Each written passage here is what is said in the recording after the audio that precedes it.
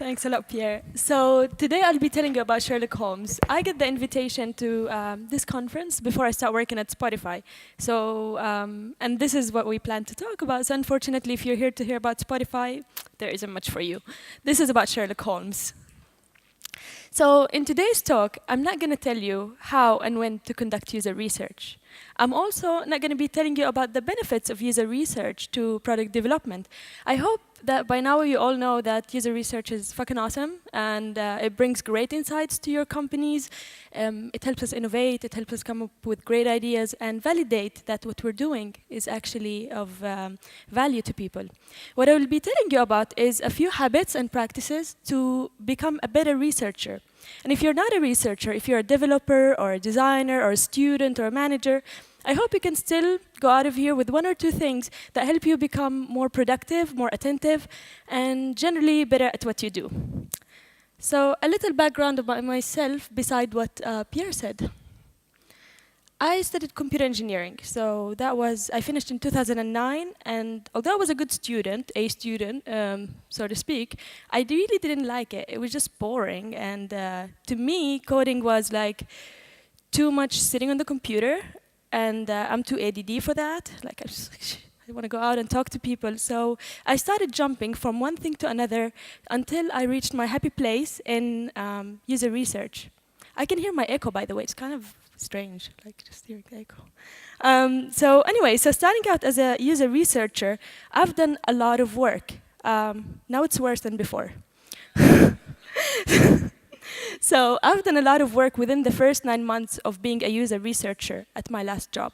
I've done usability studies and surveys and remote testing and heat maps and A/B tests.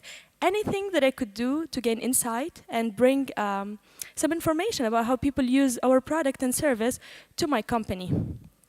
Now the problem is that after doing all that work, I didn't have a good overview of what's going on. So I was just doing a lot of work, but it was a lot of unconnected dots. And I realized that my process was broken. It was unsystematic, and it was just basically rapidly doing research. So I realized the need for help, the need for somebody to ask for advice and somebody to look up to. And that's a mentor. So I started looking for a mentor who I can look up to, somebody senior in my field. I wrote a lot of emails to a lot of senior people in my field. But unfortunately, nobody answered my emails.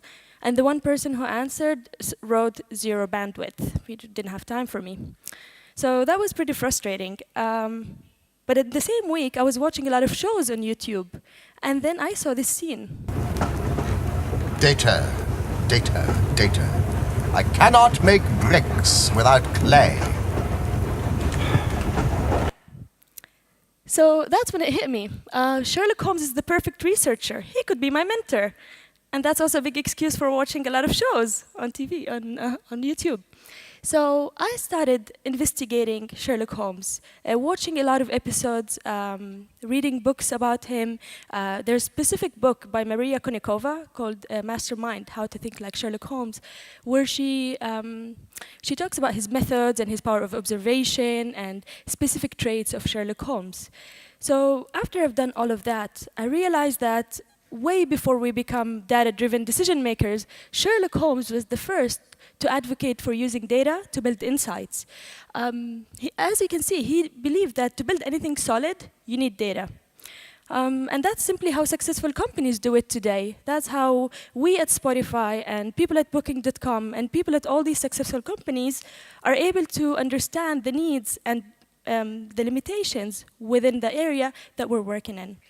So I have here 5 cases, which are basically my problems, which I was trying to find solutions for. And we'll go through them one by one and solve them the Holmes way. So the first case is the early hypothesis.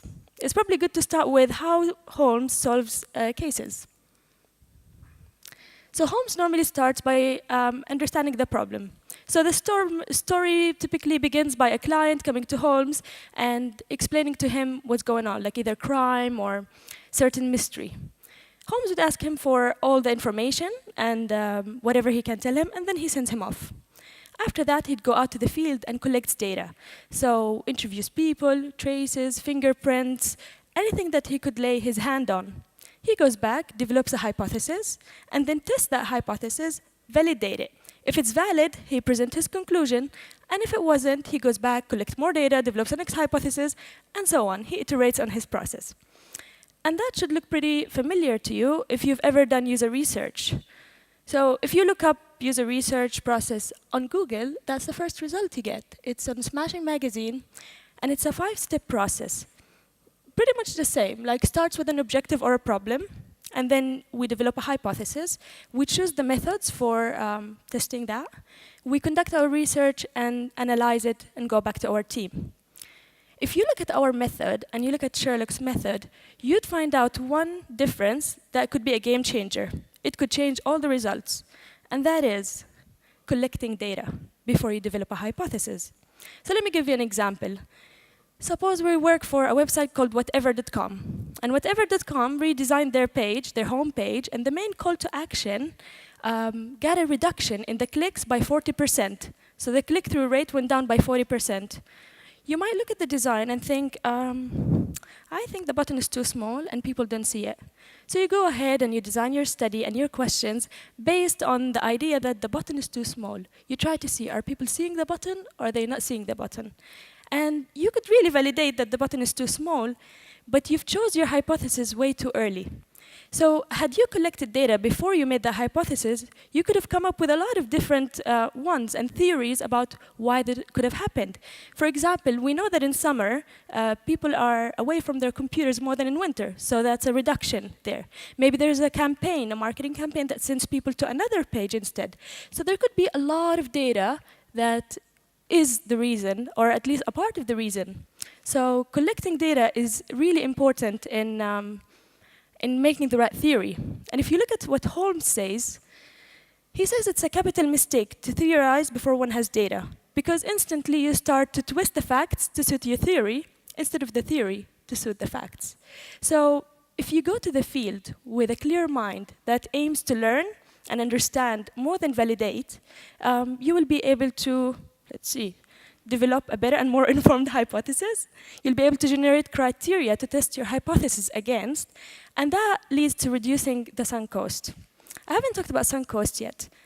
So sunk cost is when you make the wrong decision, but you keep going down the wrong path simply because you invested time and energy in it, like bad relationships, but also like choosing the wrong theory, and you've already invested a lot in it, and you decided, I've already spent 3 weeks of research and all that money, so I'm just going to go with it. That's sunk cost. So if you catch yourself earlier and collect some data, that would be better. So this is the process that I chose for myself. It's a 7-step process that includes collecting data and ends with communication. I mean, naturally, we're going to communicate to our team what the result is, but the right communication is key.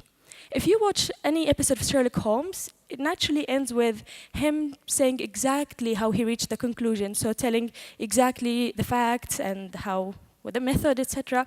And people are sold on that idea. They're sold on his solution. So I find myself spending at least 30% of my time communicating to the team, so making decks and talking about it, going to all the stakeholders involved, so that everybody has the buy-in and the results that I've came up with.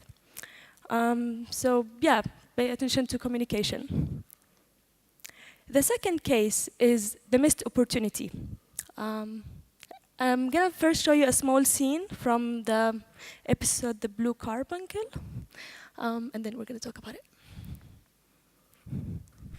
What do you yourself gather as to the individuality of the man who has worn this particular article? It was accompanied by a goose, Watson. For Mrs. Henry Baker was printed upon a small card attached to the bird's left leg.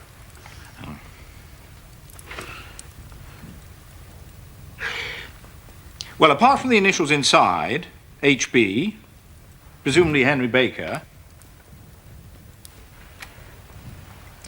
I can see nothing. On the contrary, Watson, you can see everything. But you fail to reason from what you see.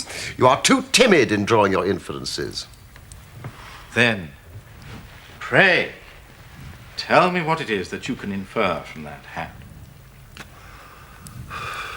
That the man is highly intellectual is, of course, obvious. And also that he was fairly well-to-do within the past 3 years, although now he has fallen upon evil days. He had foresight, but less now than formerly, pointing to a moral retrogression, which, when taken with a decline in his fortunes, seems to indicate an evil influence. Probably drink. This may account also for the fact that his wife has ceased to love him.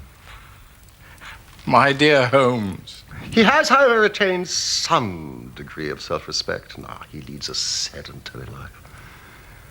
Is out of training entirely. He's middle-aged, has grizzled hair, which he has had cut within the last few days, and which he anoints with lime cream. It is also highly improbable that he has gas laid on in his house. Yeah, well, now you are certainly joking. Not in the least. Well, I have no doubt that I'm very stupid. For example, how do you deduce that the man is intellectual? It is a question of cubic capacity. A man with so large a head must have something in it. Well, the decline in his fortunes, then? These flat brims with the curled edges came in 3 years ago. It is a hat of the very best quality, Watson. Look at the band of ribbed silk and the excellent lining. If this man could afford so expensive a hat 3 years ago and has had no hat since, then he has assuredly gone down in the world. What about the foresight? The moral retrogression? Here is the foresight. These securers are never sold upon hats. If this man ordered one, it is a sign of a certain amount of foresight, since he went out of his way to take precaution against the wind. But as you see that he has broken the elastic and has not troubled to replace it, a weakening nature. The further points that he is middle-aged, that his hair is grizzled, that it has been cut recently, and that he anoints it with lime cream can all be gathered by an inspection of the lower part of the lining, Watson, and witness the moisture. Obviously a free perspirer, therefore not in the best of training. But his wife, you said she had ceased to love him. This hat has not been brushed for weeks. When I see a man with a week's accumulation of dust upon his hat, and his wife has allowed him to go out in such a state, I fear that he has been unfortunate enough to lose his wife's affections. But he might be a bachelor. Nay, but he brought a goose as a peace offering to his wife. Remember the card attached to the bird's leg? Yes. Well, you have an answer to everything. Just a minute, just a minute. How do you deduce that there is no gas laid on in his house? One tallow candle stain, or even two might come by chance, but when I see Watson, no less than 5. He never got candle stains from a gas jet, Watson. Are you satisfied? Well, it's all very ingenious. Okay, sorry, that was a bit long, but I think there's a lot of points in those 4 minutes, from the way he communicates, to the knowledge, to the paying attention to details. There's a lot of reasons why this guy is a genius. So Watson is a pretty smart guy, but being smart is not enough. Having the right knowledge, the knowledge about like the hair and the knowledge about the materials, all of that leads to you finding the right conclusion and seeing the right things.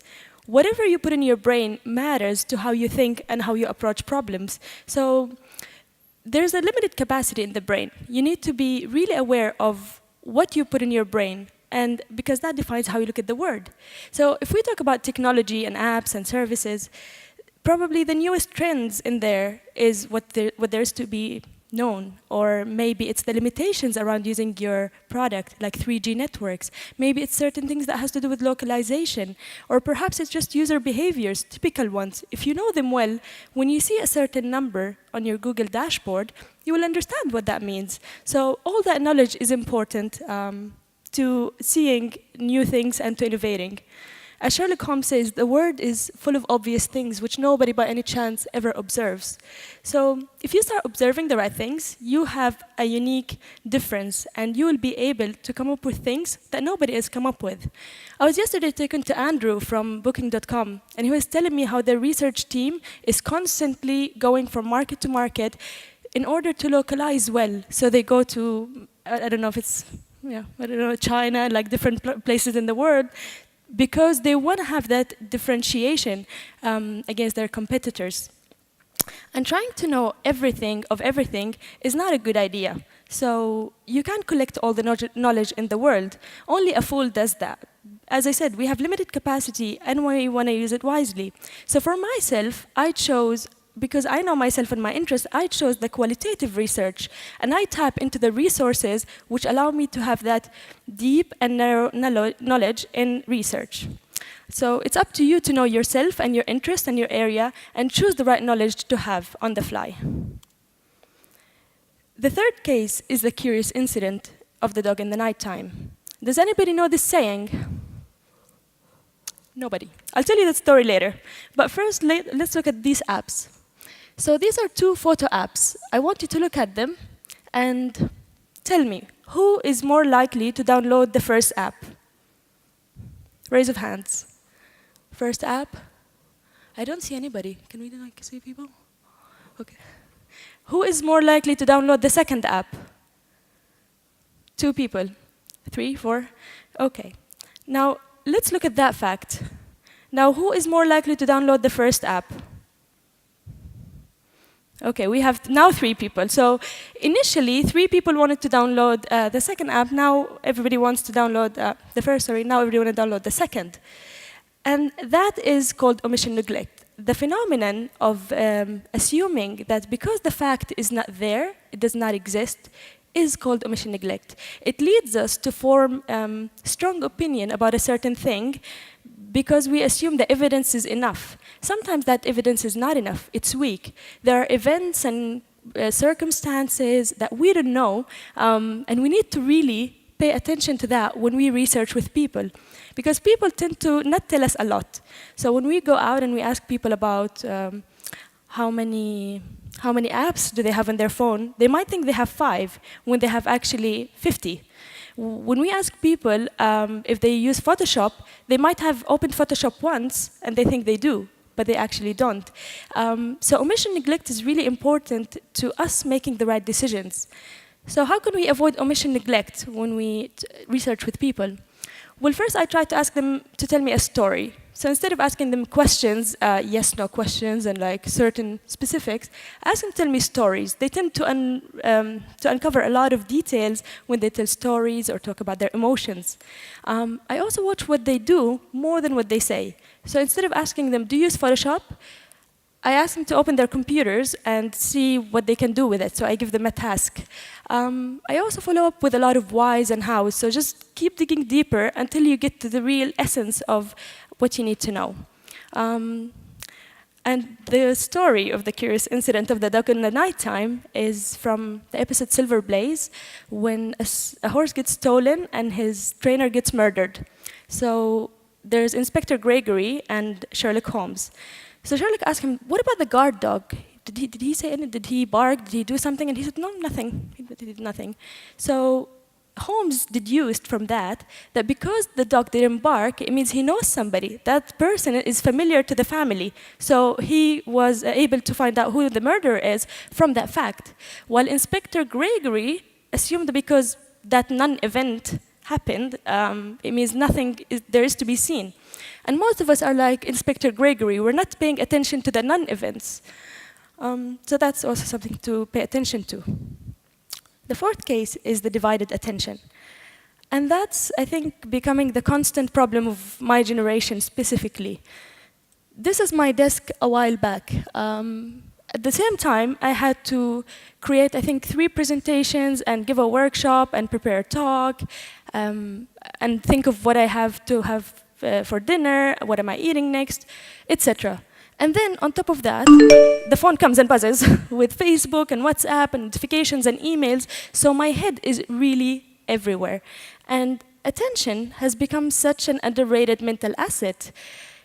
Divided attention always leads to lower performance. If you think that you're able to do 5 things at the same time, you're actually wrong. There's nothing such as multitasking, and I'll be talking about that in a bit. But what we need to really remember and believe is that divided attention is simply bad for our work. Sherlock Holmes says that no man should burden his mind with small matters unless he has a very good reason to do so. And indeed, I remember countless number of times I entered a user interview or a stakeholder meeting, and I went out with nothing. Like, I really don't remember what happened. I was in autopilot mode, just responding like with like zombie mode, and my head was just somewhere else. And that's really bad for the quality of my work. What can I come up with if after 6 interviews, which I heard only 1 of?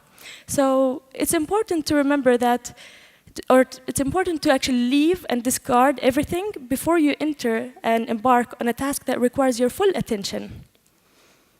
My friend Ben says always to me, do one thing properly or a lot of things shitty. So what did I do to solve this problem? I borrowed this book from my boss when I was at the peak of this attention problem, and I couldn't focus enough to read it all, but I skimmed through it really well. Sad. And this is what I learned from the book.